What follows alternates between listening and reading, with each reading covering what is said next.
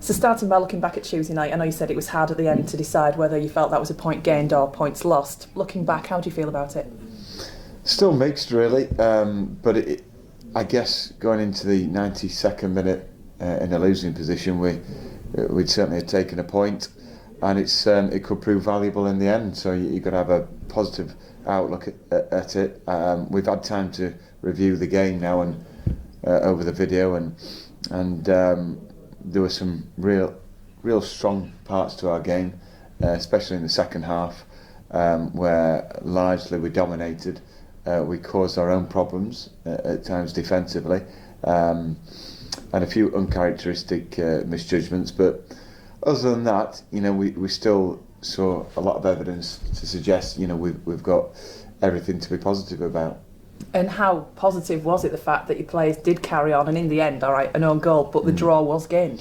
Well, the last two games now, we've fought our way back, and there's been no sulking, no one looking too forlorn about it, and you just never know until that final whistle is blown. So I was grateful for the lads' attitude, to dig it out and conjure up another chance through Brendan, and then Ryan on the byline pulling the ball back for what was eventually an own goal. Do you feel there is maybe a bit of inconsistency there at the moment, though? No, not really. I mean, 90 minutes is a really good performance against Chesterfield. You can't shut the opposition out all the time. So they went 1-0 up, but it was a really good performance up to that point, and then after that point it was. So I don't think inconsistency is an issue for us. At the end of the day, we've shown good consistency to lose 1 in 13. So the overall picture is good and positive, and we're looking forward to the next game.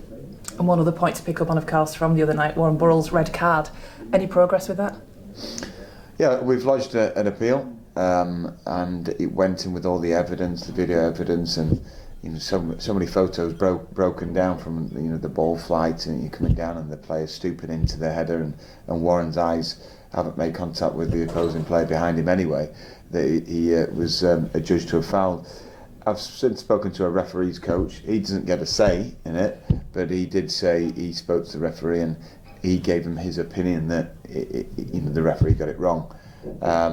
Let's hope it gets rescinded, because that's what's deserved. So as it stands, when will you hear? Or we'll find out this afternoon whether it's rescinded or not. It should be mid-afternoon. We've done everything we possibly can.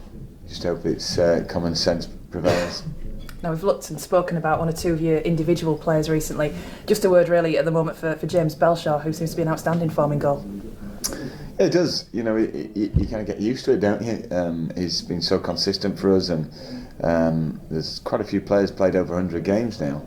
I mean, Warren was 200 up the other day, and James Belshaw's been well over 100 now. George Thompson, Josh Falkenham. So it's good that we've got a team that's really been on the journey together. But Belly's been immense between the sticks, and you're used to that level of performance from him.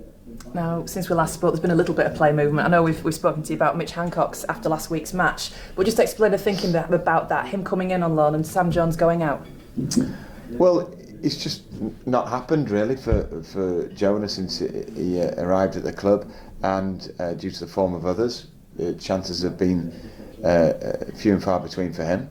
And we've got the reliable performance of Mullers and Becky up front, and John Stead coming back from suspension. So we wanted to run a games for the lad, and he's a good lad, so we've loaned him out there, but in exchange for a left-sider who is a reliable, composed performer that, we thought he could strengthen our squad. So on to this weekend's match. Is your squad okay, including, of course, Mitch Hancock's?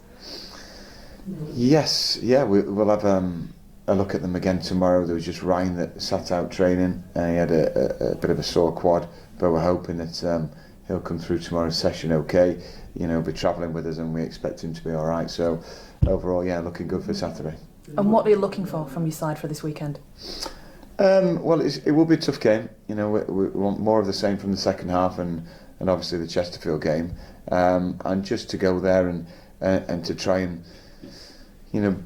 dominate proceedings from the start, which won't be easy. Like I say, they've got some really experienced performers in their ranks, and although they're down there, at the minute, they've got the quality as shown the other night when they beat Dagenham to get out of it. And we're used to the 3G, so it's not like it's a different kind of environment for us. And we're definitely looking forward to the game, but looking to try and get 3 points in every game. They still seem to be maybe struggling against some of the top sides. I'll include yourselves in that, beating them already this season. Can you take anything from that at all? Well, what's gone is gone, and if that's the case, then fine. We'll just be assessing their last 5 games as we always do, on the videos and looking at ways that maybe we can hurt them and obviously look at their strengths as well. And we let the lads know all the information, and so there's little excuse but to put in a passionate, organised performance down at Sutton on Saturday.